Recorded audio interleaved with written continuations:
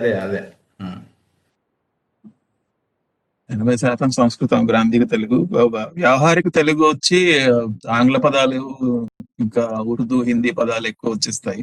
అదే అదే అదే అదే. నా చాలా ఫ్రెండ్స్ లో ఉన్నారు అక్కడ.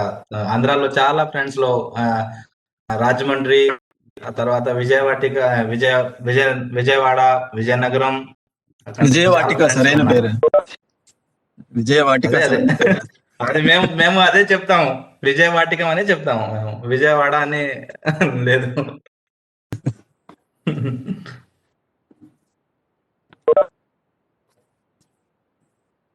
సంతోషం. తెలుగు మాట్లాడే వాళ్ళు ఒకరు కనిపించారు నాకు. మీరు అక్కడ మీరు అక్కడ గుజరాత్ లో ఉన్నారా మీరు ఇప్పుడు? లేదు లేదు, హైదరాబాద్ లో ఉన్నాను. హైదరాబాద్ లో ఉన్నారు మీరు. ఓకే. ఏ ప్రొఫెషన్ మీది? నేను బ్యాంక్ లో పనిచేస్తాను. Okay HSBC bank okay manager. Okay.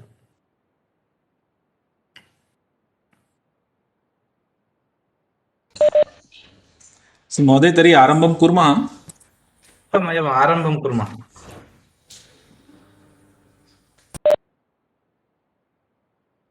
तो कल की कक्षा में हमने कुछ बातें विशेषकर द्विकर्मक धातुओं के बारे में सीखा कि कौन से गौण कर्म में कब आप करेंगे, प्रथमा रखेंगे, कब आप कर्मणि करते समय मुख्य कर्म में कहाँ प्रथमा रखेंगे, ये हमने सीखा है। और आज अभी मेरे ख्याल से आज वो अभ्यास वाला विषय है, तो आज पर्व परिवर्तन का अभ्यास वाला विषय है, तो मैं सर से निवेदन करता हूँ कि वो विषय को आगे ले जाएं। जी महोदय।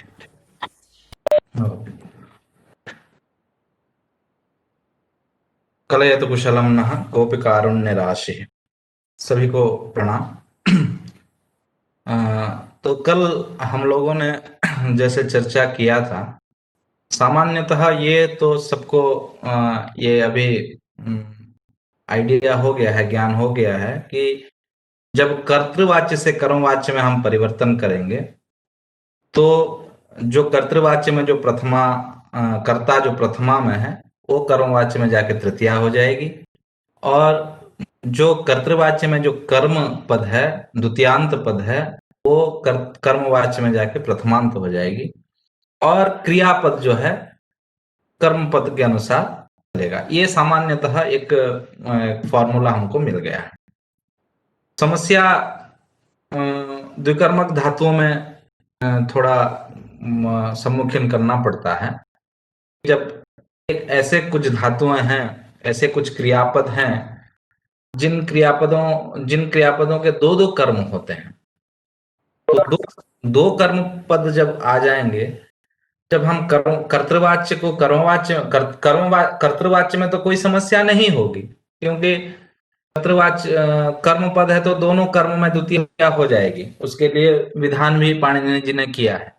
लेकिन जब कर्तृवाच्य से कर्मवाच्य में हम परिवर्तन करने लग जाएंगे द्विकर्मक धातुओं का, तो उन द्विकर्मक धातुओं में अब दो दो कर्म होने के कारण किस कर्म में प्रथमा करेंगे, दोनों कर्म में प्रथमा करना है या दोनों में से एक में करना है, एक में करना है तो किसको करना है, जब समस्या शंका आने लगेगी, उसके लिए शास्त्रकारों ने हमें एक सुविधा कर दिया है कि 16 धातुओं को गिना दिया है।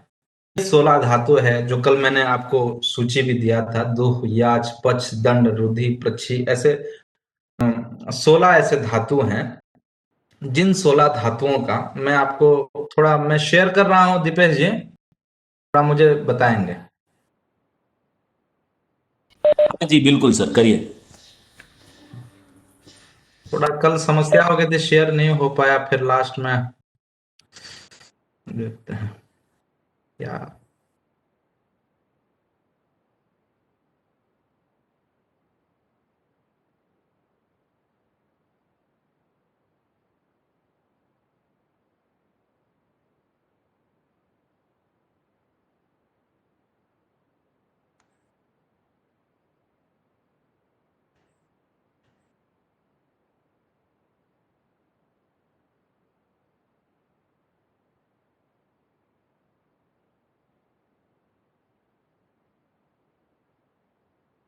ललित जी कुछ कर रहे हैं क्या?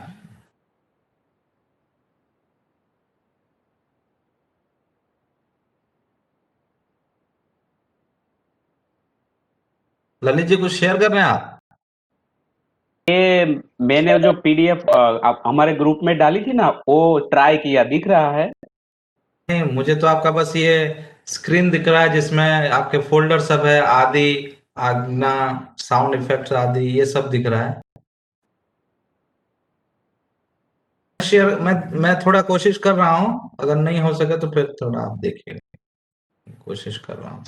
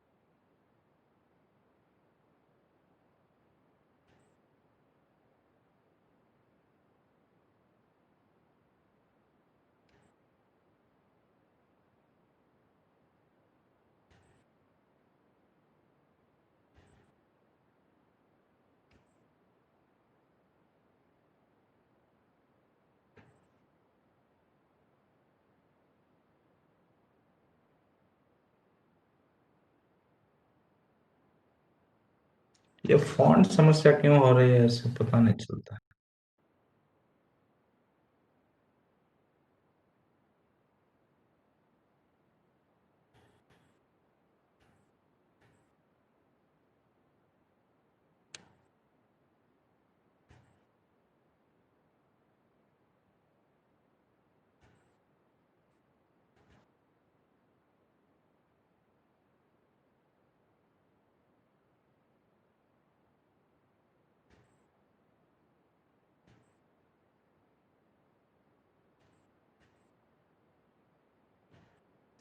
अब दिख रहा होगा शायद। सर दिख रहा है, ठीक है, मतलब फॉन्ट भी ठीक आ रहा है। हाँ हाँ, वो मैं ट्रिक पता चल गया उसको, जो है डेस्कटॉप में खोल के अगर रखेंगे तो शेयर ठीक से हो रहा है। अगर आप कहीं फोल्डर में रख के अगर उसको अगर खोलने की कोशिश करेंगे तो फिर वो फॉन्ट समस्या दिखा रहा है।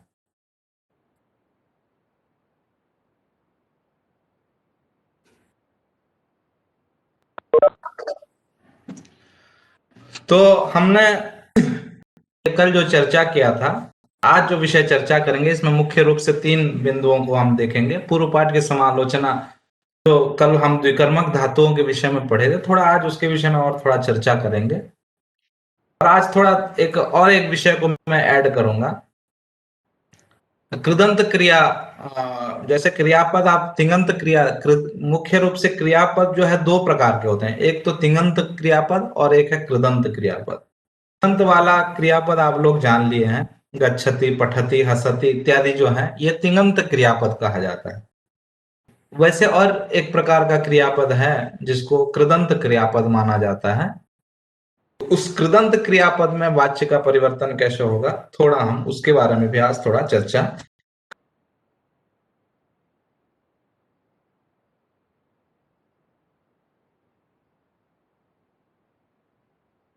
मतलब होता है कि शेर जैसे 2 पांव आगे जाके फिर पीछे से देखता है, फिर थोड़ा जाके फिर पीछे देखता रहता है, तो हम भी जो पूर्व पाठ को जो है एक बार सिंहावलोकन करेंगे।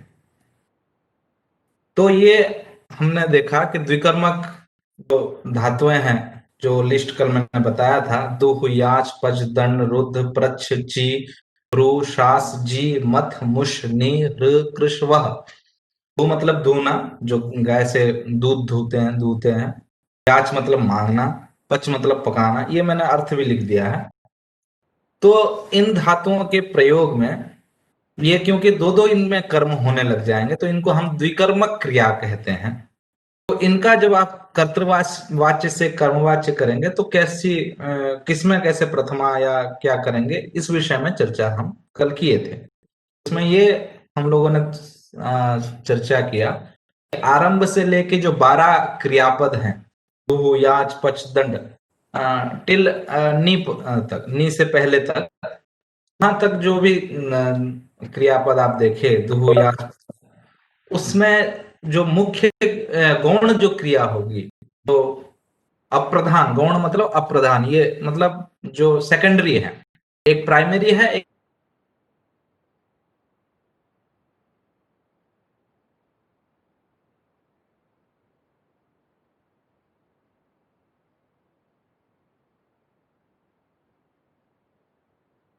और क्रियापद जो है कर्म के अनुसार उसका परिवर्तन हो जाए। तो उदाहरण हम देखें देकर, गोपाल गाम दुग्धम तोग्धि। गोपाल मतलब ग्वाला गाय से दूध दूता है।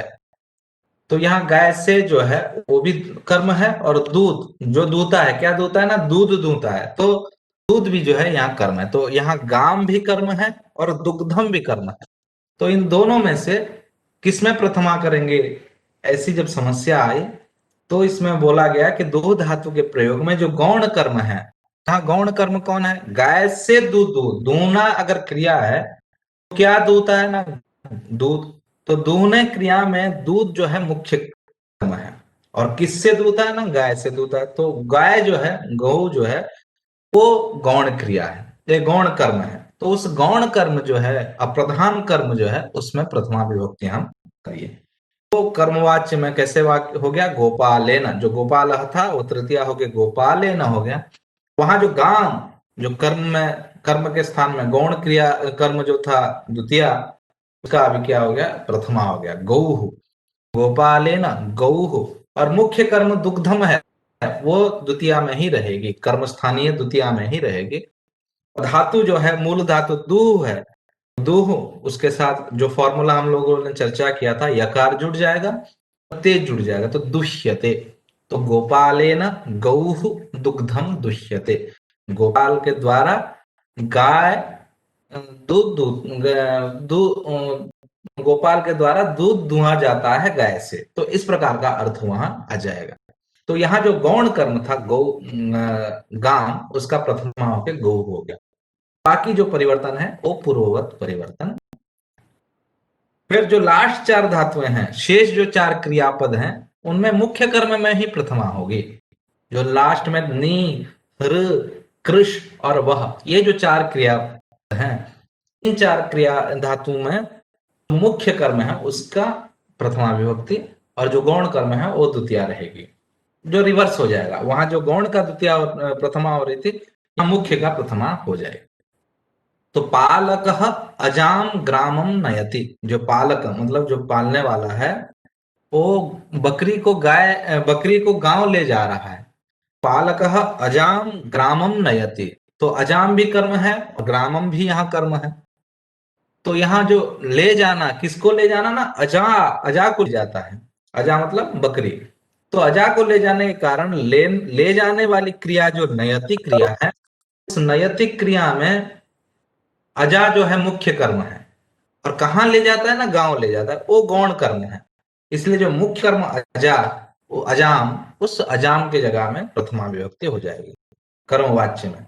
तो पालकेन अजा ग्रामम नीयते, गौण कर्म जो ग्रामम है वो द्वितीया की द्वितीया ही रहेगी, लेकिन जो मुख्य कर्म अजा, उसमें प्रथमा होके अजा, और नीयते, मूल धातु नी है, उसमें य और ते जोड़ के नीयते, पालकेन अजा ग्रामम नीयते। इस प्रकार से द्विकर्मक धातुओं के विषय में हमें समझना चाहिए कि पहले 12 धातुओं में गौण कर्म में प्रथमा, और बाकी लास्ट 4 धातुओं में मुख्य कर्म में प्रथमा, बाकी पूर्ववत प्रक्रिया समान है। ये थोड़ा हमें ध्यान रखना जरूरी है। आज थोड़ा और एक विषय को हम प्रवेश करेंगे, परिचय हो जाना चाहिए, क्योंकि वाक्याभ्यास नामक सर्टिफिकेट कोर्स में अगर आप वाच्य पढ़े हैं तो वाच्य के संबंध में जितने भी विषय हैं, थोड़ा बहुत सबके विषय में चर्चा जानी चाहिए, और आपको भी एक इनिशियल आइडिया हो जाना चाहिए, ताकि जब आपको ऐसा विषय आपके सामने आए तो उसमें थोड़ा आपको ये स्मरण आ जाए कि हाँ, ये विषय भी हमने चर्चा किया था। तो मैंने जैसे पहले ही आज बोला कि क्रियापद जो है दो प्रकार के, एक तिङन्त क्रियापद जैसे गच्छति, पठति, हसति, लिखति, क्रीडति, ये सब तिङन्त क्रियापद है। और एक प्रकार के क्रियापद आप लोग देखे होंगे, गतवान, पठितवान, हसितवान, गतम, पठितम, हसितम, इस प्रकार के भी क्रियापद आप लोग सुने होंगे, या गीता वगैरह पढ़ते हैं तो उसमें भी कई ऐसे पदों का व्यवहार हुआ है। ये भी एक प्रकार का क्रियापद है। इस क्रियापद को हम कृदंत, आगे जाके शायद दीपेश सर आपको इस विषय में, कृदंत के विषय में और विस्तार से बताएंगे। केवल वाच्य संबंधी जो विषय है कृदंत के विषय में, उसको मैं थोड़ा बता दे रहा हूँ, ताकि इसमें कृदंत में कैसे ये क्रियापद कैसे परिवर्तन हो जाएगा, प्रत्यय क्या लगेगा, ये विस्तार से आपको दीपेश सर अगले आगे सत्रों में बताएंगे। तो कृदंत, दो प्रकार के जो क्रियापद हैं, तिङन्त और कृदंत, उसमें तिङन्त वाला जो क्रियापद था उसका वाच्य में परिवर्तन हम लोगों ने अभ्यास किया है थोड़ा। अब जो कृदंत क्रियापद में जब हम वाच्य परिवर्तन करेंगे तो उसमें क्या स्थिति रहेगी, ये थोड़ा हम चर्चा करेंगे। इसमें जैसे मैं इसमें देखिए, कृदंत क्रियापद मुख्य रूप से दो प्रत्यय जोड़कर बनाया जाता है, एक है क्त और एक तवतु। ये जो गतम, पठितम, हसितम, लिखितम, ये ऐसे जो क्रियापद आप देखे होंगे, वो क्रियापद क्त प्रत्यांत क्रियापद माना जाता है। उसमें क्योंकि दो एलिमेंट जुड़ के ही एक पद बनता है, एक रूट होता है और एक प्रत्यय होता है, मूल धातु कोई है और एक प्रत्यय, वो जुड़ के पद होता है। तो क्त एक प्रत्यय है और एक तवतु प्रत्यय। क्त प्रत्यय और तवतु प्रत्यय जब मूल धातु से जुड़ जाते हैं तो कृदंत क्रियापद बना देते हैं। इसमें दोनों का अलग अलग विषय है। जब तवतु प्रत्यय जुड़ जाएगा तो वो कर्तृवाच्य में होगा, हमेशा कर्तृवाच्य में होगा। और जब त प्रत्यय जुड़ेगा तो लगभग कर्मवाच्य में होगा। कई जगह ऐसा भी है जहां कर्तृवाच्य हो जाता है क्त प्रत्यय के स्थल में, तवतु लेकिन प्योरली कर्तृवाच्य में ही होगा। क्त प्रत्यय जो है वो भी लगभग 80-90% जो है कर्मवाच्य में ही प्रयोग होता है। एक कुछ ऐसे जगह है जहां कर्तृवाच्य में भी प्रयोग हो जाता है, उसको भी थोड़ा देखेंगे, आगे चर्चा करेंगे। तो जैसे उदाहरण मैंने दिया कि तवतु प्रत्यांत क्रियापद जैसे गतवान, पठितवान, गतवती, इसमें लिंग का भेद हो जाता है। पुल्लिंग होगा तो अहम राकेशः गतवान हो जाएगा, और अगर स्त्री हो जाएगी तो सीता गतवती हो जाएगी, दीर्घ इकार जुड़ जाएगी उसमें, न की जगह में तो हो जाएगी। तो ये लिंग भेद भी थोड़ा दिखता है इसमें। गतवान, पठितवान, गतवती, पठितवती, ये आगे प्रत्यय जब पढ़ेंगे कृदंत प्रत्यय तो पता चलेगा। मैं थोड़ा आइडिया दे रहा हूं, आगे हम, क्योंकि आगे हम परिवर्तन करने वाले हैं इन क्रियापदों को, तो परिवर्तन होगा, ये हमारा मुख्य विषय है यहाँ। तो तवतु प्रत्यांत क्रियापद जैसे गतवान, पठितवान, और स्त्री लिंग में अगर हम प्रयोग करेंगे तो गतवती, पठितवती, हसितवती, लिखितवती, इस प्रकार का प्रयोग होता है। और त प्रत्यांत जैसे गतम, पठितम, लिखितम, पुल्लिंग में होगा तो यही गतः, स्त्रीलिंग में होगा तो गता, पठितः, पठिता, इस प्रकार से लिंग भेद वहां होता है। सामान्य बहुत ज्यादा उसमें ये विषय नहीं है। इस प्रकार से मुख्य रूप से कृदंत के दो प्रत्यय जोड़ के क्रियापद बनाए जाते हैं, एक है तवतु प्रत्यय और एक है क्त प्रत्यय। तवतु प्रत्यय में रूप होता है गतवान, पठितवान इत्यादि रूप होता है तवतु प्रत्यांत क्रियापद। गतम, पठितम, लिखितम, हसितम, जो तम तम आप सुनते हैं, वो होता है क्त प्रत्यांत क्रियापद। ये सामान्य रूप से कृदंत का एक हल्का परिचय में दिया आपको। मुख्य रूप से हमें परिवर्तन करना है वाच्य, इसलिए थोड़ा परिचय देना जरूरी था। हम क्योंकि कृदंत का आगे आप लोग पढ़ेंगे तो ये थोड़ा सामान्य परिचय हो जाने के बाद परिवर्तन में आपको सुविधा हो जाएगी। तो तवतु प्रत्यांत वाक्य जब आप बनाएंगे, कृदंत क्रियापद युक्त वाक्य, देखिए उदाहरण दीजिए, रामः विद्यालयं गतवान। रामः विद्या, जैसे वहां गच्छति किए, यहाँ गतवान। ये और एक भी बात जरूरी ध्यान देना जरूरी है कि ये अतीत काल में ही इसका प्रयोग होता है। गतवान मतलब गया था, कृतवान मतलब किया था, पठितवान मतलब पढ़ा था। ये अतीत काल में होता है, भूत काल में इसका प्रयोग होता है। क्त प्रत्यय का भी वही भूतकाल में ही प्रयोग होता है। तो इस प्रकार से तो वहां जैसे आप रामः विद्यालयं गच्छति कर रहे थे वर्तमान में, यहाँ केवल भूतकाल में ही इसका कृदंत क्रियापद का प्रयोग होगा। रामः विद्यालयं गतवान, राम विद्यालय गया था। अथवा स्त्रीलिंग में बोलेंगे तो सीता विद्यालयं गतवती हो जाएगी। हाँ, गतवान पुल्लिंग में है, स्त्रीलिंग में गतवती हो जाएगी। चैत्रः भोजनं कृतवान, चैत्र भोजन किया था। अथवा गीता भोजनं कृतवती, स्त्रीलिंग में वो परिवर्तन हो जाता है। कृष्णः ग्रंथं पठितवान, अथवा लता ग्रंथम पठितवती। तो बाकी देखिए, आप जैसे तिङन्त क्रियापदों में जैसे वाक्य बनाते थे कर्तृवाच्य का, वैसा ही समान है, केवल क्रियापद में परिवर्तन हो जा रहा है। यहाँ भी देखिए, कर्ता में प्रथमा विभक्ति है, में द्वितीया विभक्ति है, और क्रियापद जो है वो कर्ता के अनुसार है। रामः एक वचन है तो यहाँ गतवान है। अगर यहाँ मान लीजिए रामाः, बहुत राम जा रहे हैं, तो यहाँ गतवान गतवंतो गतवंतः हो जाएगा। यहाँ भी क्रियापद जो है कर्ता के अनुसार ही चलेगा, तो कर्तृवाच्य में। तो प्रत्यांत का उदाहरण जैसे मुकेशेन पाठः पठितः, पठितः लिखितः, इस प्रकार से। अब हम यहाँ परिवर्तन जब हम करने जाएंगे तो थोड़ा इसको ध्यान देंगे। देखिए, कर्तृवाच्य में जब परिवर्तन वाक्य बनाएंगे तो वाक्य कैसे हुआ? मोहनः ग्रामं गतवान, मोहन गांव गया था। अब इसको गतवान, ये कृदंत क्रियापद है, इसको थोड़ा आप कॉन्सेंट्रेट कीजिए। बाकी चीज को तो आप जान ही गए हैं, कर्ता में प्रथमा विभक्ति, कर्म में द्वितीया विभक्ति। अब ये जो क्रियापद कृदंत है उसमें कैसे परिवर्तन? तो मोहनः ग्रामं गतवान, ये कर्तृवाच्य में हुआ।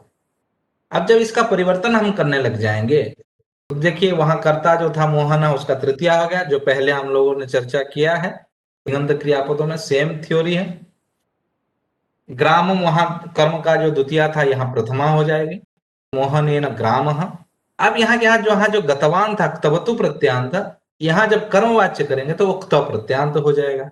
मैं पहले ही चर्चा कर लिया था, क्तवतु प्रत्यांत जो है वो हमेशा कर्तृवाच्य में है, क्त प्रत्यांत शब्द जो है वो कर्मवाच्य में, लगभग कर्मवाच्य में है। तो अब यहाँ जो गतवान था, अब उसको जब आप परिवर्तन करेंगे तो यहाँ गतः हो जाएगा। गतः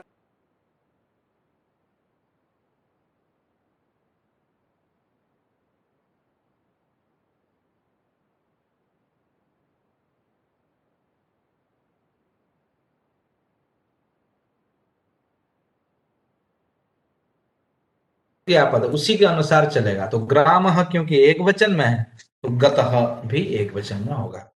मान लीजिए यहाँ दो गांव को गया था, मोहनः ग्रामो गतवान, इस प्रकार का अगर प्रयोग होता तो यहाँ क्या होता कि मोहनेन ग्रामो गतौ, क्योंकि कर्म अगर द्विवचन हो गया तो क्रिया भी द्विवचन हो जाएगी। कर्मवाच्य में कर्म के अनुसार क्रिया चलनी है। केवल यहाँ कृदंत क्रियापदों में भेद है, बाकी जो फॉर्मूला आप वहां अप्लाई किए थे सेम फॉर्मूला यहाँ भी है, केवल यहाँ तवतु प्रत्यांत की जगह में तब प्रत्यांत परिवर्तन करना है, इसीलिए इसको थोड़ा विशेष ध्यान देना जरूरी है। लता पाठो पठितवती, लता जो है, मैं इसलिए थोड़ा विभक्ति को भी वचनों को भी चेंज कर करके थोड़ा उदाहरण दिया हूं, जिससे आपको थोड़ा और भी अभ्यास हो जाएगा। लता पाठो पठितवती, लता दो पाठ, पाठो, पाठः पाठो,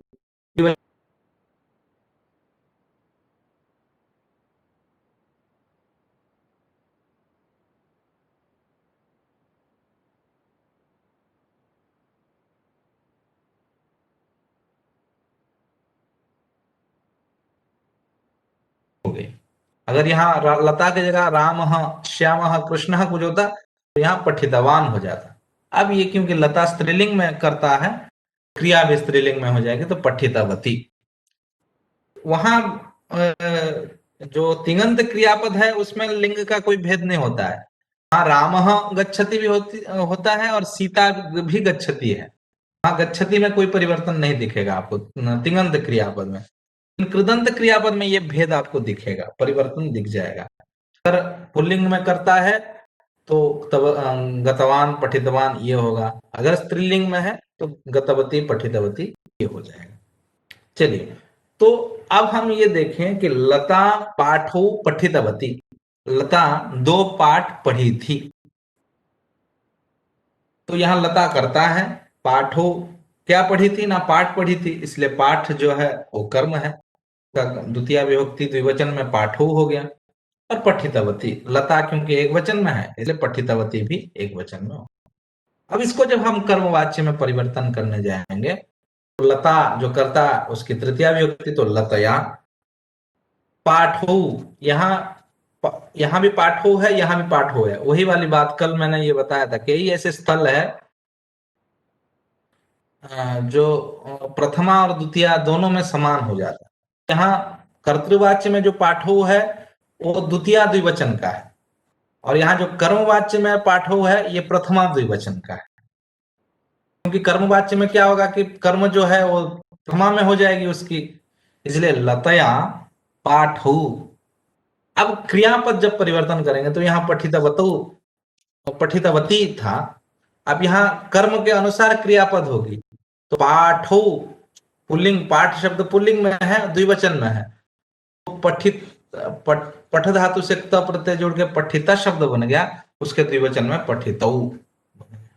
आप ये मत कंफ्यूज हो जाइएगा कि भाई हाँ लता तो स्त्रीलिंग में है तो यहाँ पठितौ कैसे पुल्लिंग में हो जाएगा, ऐसा नहीं समझना चाहिए। क्योंकि यहाँ जो कर्मवाच्य में जो क्रियापद है वो कर्म के अनुसार चलेगा।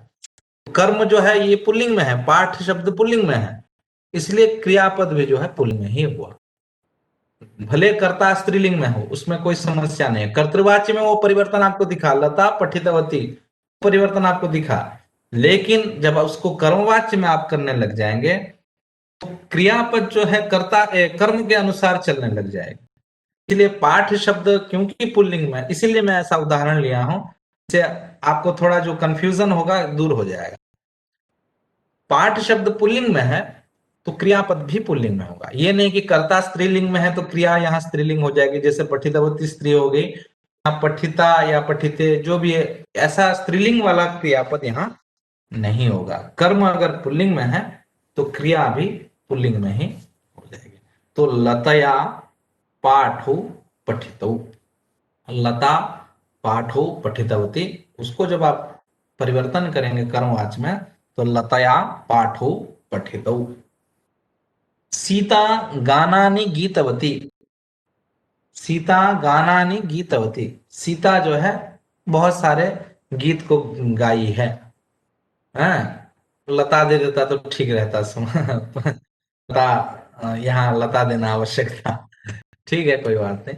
तो सीता गानानि गीतवती, सीता बहुत सारे गीत को गाई है। अब इसको जब आप परिवर्तन करने जाएंगे तो जो कर्ता सीता उसका तृतीय हो कि सीतया, गानानी वही वाली बात है, यहाँ जो कर्तृवाच्य में जो गानानी है वो द्वितीय बहुवचन की गानानी है, कर्मस्थान में जो गानानी है।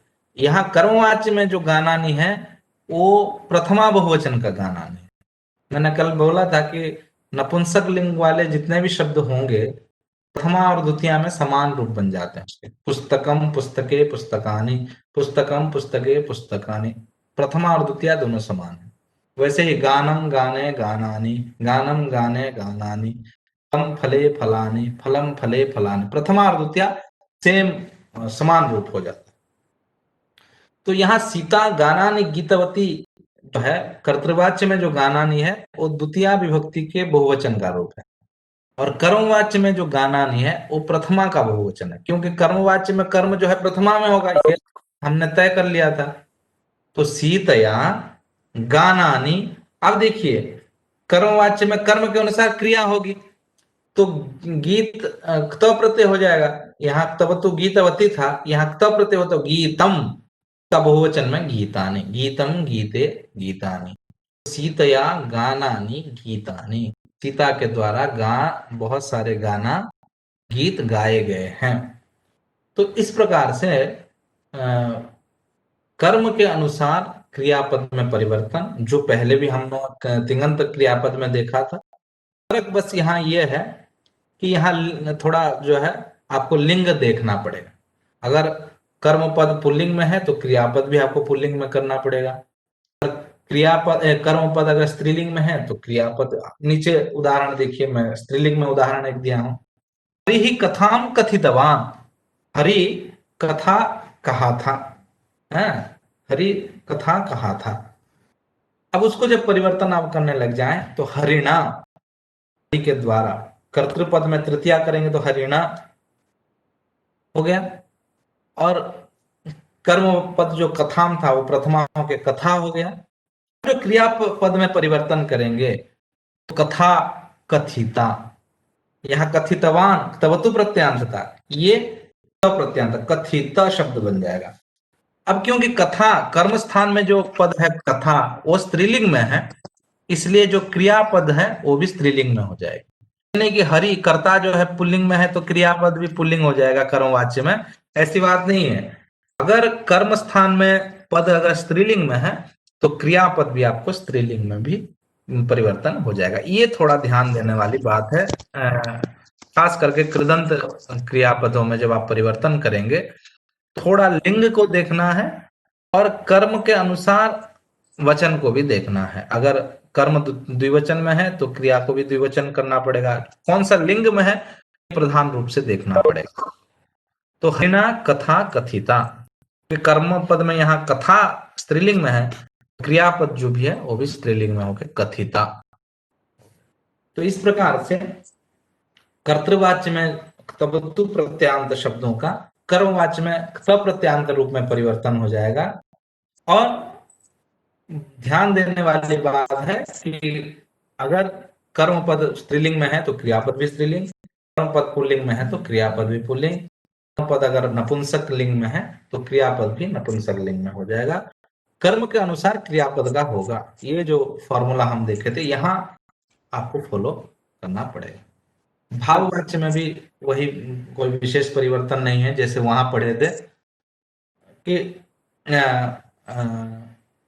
वहां कर्म का अभाव रहेगा, तो कर्म का जब अभाव रहेगा तो प्रत्यांत के जगह में तवतु प्रत्यांत के जगह में प्रत्यांत हो जाएगा। यहाँ एक बेनिफिट यह है कि हमेशा क्रियापद जो है, वहां जैसे क्रियापदों में परिवर्तन हो रहा था, वचनों में परिवर्तन या लिंग में परिवर्तन हो रहा था, यहाँ वो टेंशन नहीं है। भाववाच्य में अकर्मक क्रियाओं में कोई टेंशन नहीं है, वो हमेशा क्रियापद जो है प्रथमा में और प्रथमा एक वचन में और नपुंसक लिंग में हमेशा रहेगा। वही मैं हेडिंग लिखा हूं कि भाववाच्य में प्रत्यांत शब्द सर्वदा नपुंसक लिंग एक वचन में रहता है।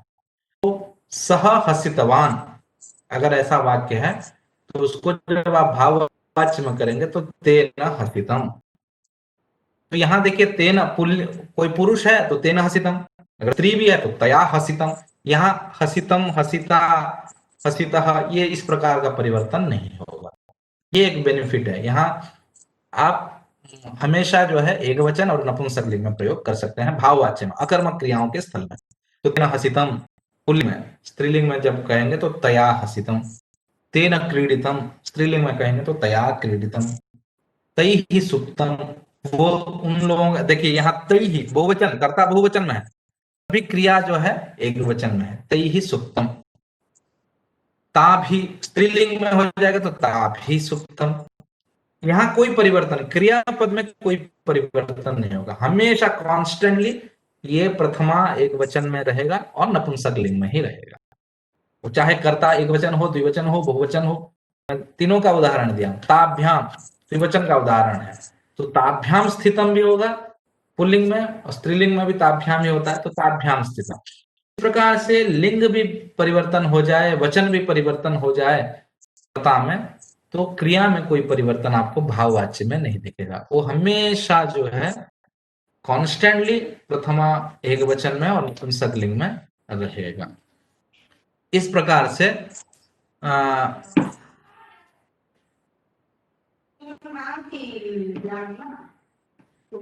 परिवर्तन में दिखा राम सुप्तवान, ये भाववाच्य में जो परिवर्तन देख रहे थे हम देखे राम सुप्तवान, राम सोए थे। तो अगर भाववाच्य में करेंगे तो रामेण सुप्तम।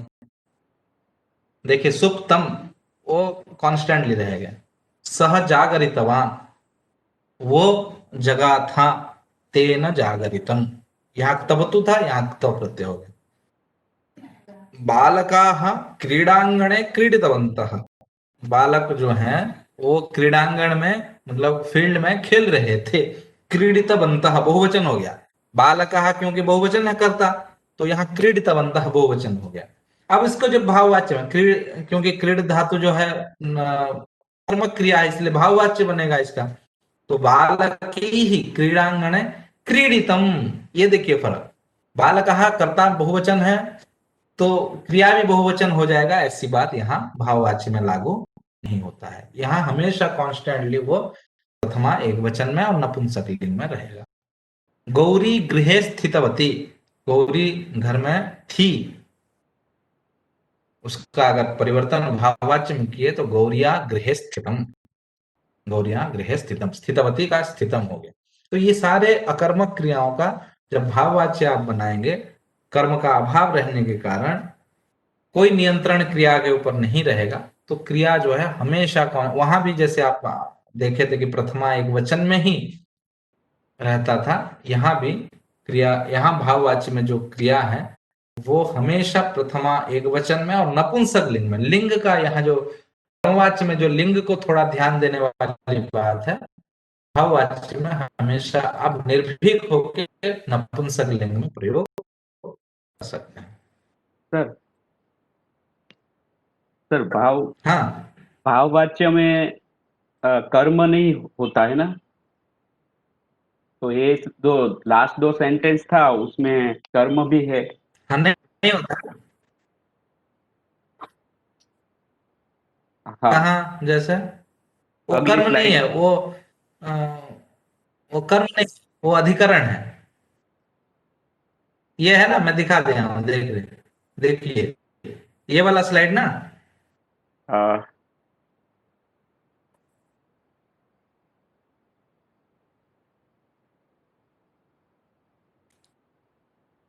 ये वाला स्लाइड बोल रहा है बालकाः क्रीडां क्रीडितवन्तः। ये जो क्रीडागण है और गृह है वो कर्म नहीं है। क्रीडांगणे और हाँ, गृह है, कर्म नहीं है, वो अधिकरण है। ओके क्रीडा, हाँ वो कर्म पद नहीं है, वो अधिकरण पढ़े, अधिकरण होता है ना, जो ओके अधिकरण होता है। तो खेलने का आधार क्या है ना, कहाँ खेलेंगे, क्रीडांगण में खेलेंगे, तो आधार है, अधिकरण है, वो कर्म पद नहीं है। ओके ठीक है, ओके